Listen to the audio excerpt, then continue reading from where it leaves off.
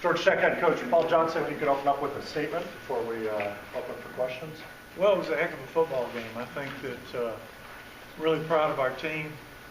We dug down and made some plays. It wasn't always pretty, but we made fewer mistakes than they did, and we were able to capitalize on a couple of their mistakes and come out on top. I thought that at times we played good on defense. And then that last drive, I don't know what was 7 minutes left, 6.5 or whatever, to be able to run that out was huge. So really proud of our team and the way they played. Wasn't always perfect. It wasn't pretty. It's not going to be a real pretty stat game because I think in the first half both teams had the ball 4 times. It was almost like an academy game seemed like. But I learned a long time ago 27 is more than 21, so that's all that matters. Coach, Jalen Johnson playing a new position this year, it seemed like he finally came into his own in this game. He was all over the field tonight. Yeah, I mean, until you look at the film, it's hard to tell, but I thought that, Jalen played well. Wow, look at this. And one team runs 53 plays, the other team runs 57. That's a little bit of a throwback game. But, I thought Jalen made some big plays during the game. Taquan, I felt like maybe you needed his passing tonight, and maybe that helped in his veteran leadership against that kind of defense. Was that kind of your feeling going with him? I think he was, 2 for 2? 3 for 4, I think. 3 for 4, yeah. Yeah, the one on that last drive, the third down pass to Jalen was huge. And, the play to Brad ran a heck of a route. That guy must have almost fell down. He was wide open. So, I thought he did well in the passing game. It was, they were running a lot of up charges, and we were having a hard time reading the triple at times. But there on that last drive on the third down play, we kind of caught them on the midline and caught them on an up charge and got a big first down. And once we got that first down, it was kind of over. Coach, you usually consider the punter a weapon, but what kind of a weapon, I guess you'd call a hard? He was a pretty good one tonight. I told somebody earlier he might be the best punter in the country, and we don't ever hardly use him. So, but tonight he had to punt, and he was huge. I mean, he's a guy that can flip the field, and then we came out and missed a couple of blocks there on that first drive in the third quarter, and he just killed the thing, and the guy muffed it, and that was huge. Even though we couldn't get it in, we got 3 points. Paul, are you more likely to be impressed with Brad's block on the first touchdown or the touchdown catch? I mean, Brad Stewart's been playing his tail off for the last 3 or 4 or 5 weeks, really all season. And I can't say enough good things about the kid. He's unselfish. He goes in there and blocks. I'm sure it's his senior year. He'd like to be catching more balls, but it's kind of whatever he can do to help the team win. And I'd love to have a whole team of Brad Stewart's, because he certainly puts the team first. Coach Charlie Thomas, all everywhere on the football field. Yeah, Charlie made some nice plays. We're much better off getting them 3rd and 3 than we are 3rd and 10. Yeah, yeah. So it's, I thought without looking at the tape, it's hard to single guys out. We probably had a lot of guys who played well. They're a very athletic team. They got a lot of good players, especially defensively. I was talking to a couple of scouts, and they seem to think that 7 or 8 of their guys on defense are NFL players. So they have some athletes. Trey Swilling came up with some big plays and coverage for you. Yeah, he fought back the first play of the game. They kind of turned him around, and then he came back and made a couple of nice pass breakups and really played well. Coach, Wanye Thomas seems to be the guy that's always around the ball, always making plays. Wanye Thomas is going to be a really, really good player before he leaves you.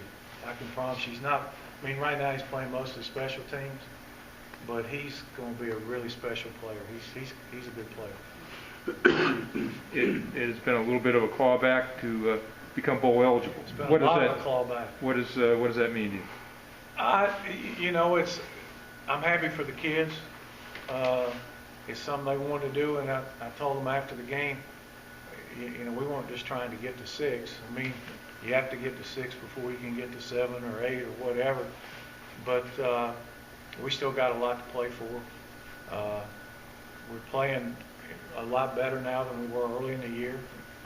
And, you know, we kind of dug ourselves out of the big hole we dug ourselves in. The defense, it seemed like they came into a lot of big stops, and was there any particular impressive about the way they're playing? Yeah, well, we got, I thought we got some stops there in the third quarter. You know, other than I guess they had that 95-yard drive there in the fourth quarter. I think that's the only time they had the ball. I believe they just had the ball once in the fourth quarter. Have you learned something about your team the last couple of weeks with these close wins, being able to finish games, something that you guys struggled with early in the year? I don't know. I mean, really the only game we didn't finish was the South Florida game. I mean, we got so far behind in the Pitt game. Sure. And Clemson just beat us. So, you know, I think that I don't have a problem with the way the team's played all year, really.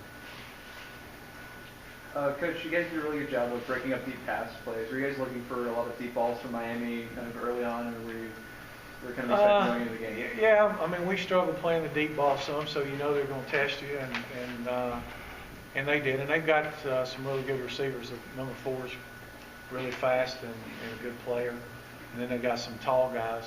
And they were max protecting some, you know, running some deep routes. But I thought overall, for the most part, our guys played them pretty good. It seemed like they kind of caught you flat-footed on the Aussie punt a little bit with the line drive. Was that something you expected? I mean, you know, we got to fix it at halftime. It's like I told the coach that's in charge of that, just rush it. You're not going to get a return. We almost blocked the one there in the third quarter. Yeah. In fact, I think if our guy hadn't pulled up, he probably would. But, you know, you're not going to get a return. And then in the second half, they went ahead and kicked them, but Brad did a nice job of fair catching. Coach, Virginia won 4 of their last 5. From what you know about them, what kind of challenges do you think that they present in what you have, you know, your repertoire? Well, I think they got the new quarterback, the kid that came from junior college, and he's pretty much changed their whole team. So, you know, we haven't started to look at Virginia yet. We'll start to look at them tomorrow and get ready. I mean, this was a game we got ready for. I'm sure they'll be tough. You know, what have they won, 7 games or 8 games already? So it'll be a good game, but we got them coming here and we own one. Pre-game, Miami was trying to, as you guys were walking out, Miami was trying to push through you guys were walking out. You know what that was about? Kids will be kids.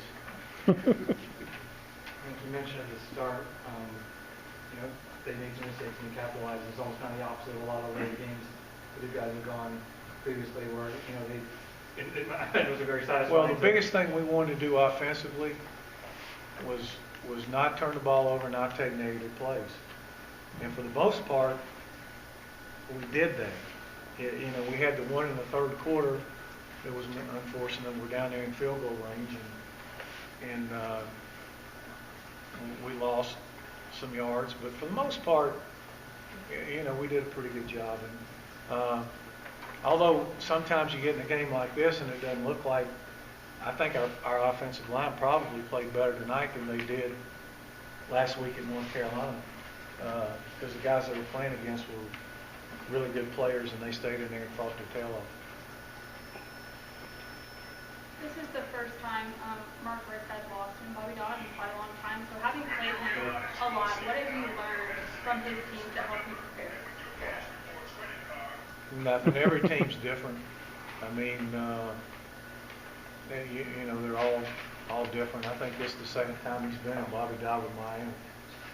So he's 1-1. In terms of talking about your 2 quarterbacks, Tobias and Taquan, Taquan was giving Tobias a piggyback ride across the field after the game. It seems like the genuine relationship there has kind of helped make that work. And can you just talk a little bit about them? Kids, and you know, I would have liked to have got Tobias in there more maybe, but the way the game was going, like I said, it was so few plays. I mean, it was a crazy game. I don't think it's been a long time since I saw a game where one team ran 53 plays and the other team ran 57. It's just crazy, kind of the way it worked. Anything else for Coach Johnson? Okay, thank you.